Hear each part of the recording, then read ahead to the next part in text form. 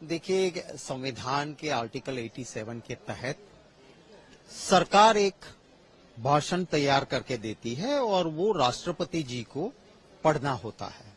उम्मीद थी कि सरकार 10 साल खत्म हो रहे हैं उनके, तो जिन बातों पे उन्होंने वोट बटोरे थे उनके 10 साल के बाद उनकी सिद्धियां गिनाएंगे।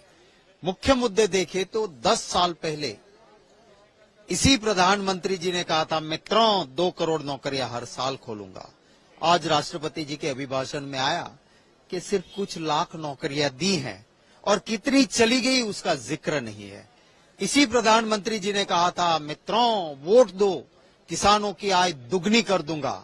अब खर्चा दुगना हो गया, आय बढ़ी नहीं, जिक्र नहीं हुआ खर्चा कितना बड़ा है।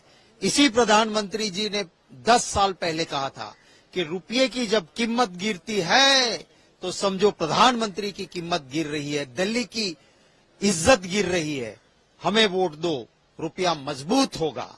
क्या हाल हुआ रुपये का? एक जिक्र नहीं। इसी प्रधानमंत्री जी ने चुनाव के वक्त 10 साल पहले कहा था, 1 सर मेरे सैन्य का जवान का जाएगा, भाइयों बहनों 10 सर लेके आऊंगा। एक जिक्र नहीं हुआ।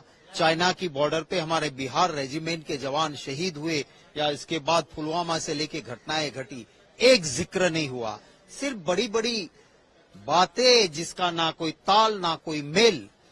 मैं कहता हूं इस देश का हर हिंदुस्तानी जिसी भी ऊपर वाले में श्रद्धा रखता है उसकी आराधना पूजा करता है। मैं हिंदू हूं, मैं मेरे देवी देवताओं की पूजा आराधना प्रार्थना हर रोज करता हूं, पर मोक्ष की प्राप्ति के लिए, मतों की प्राप्ति के लिए नहीं हो सकता है। काम के नाम पे लोकतंत्र में वोट मांगे जाते हैं, पर काम के बदले इन्होंने कारनामे किए हैं। तो जब काम के नाम पे वोट नहीं मिल रहे हैं तो राम के नाम पे रोटी सेकने निकले हैं।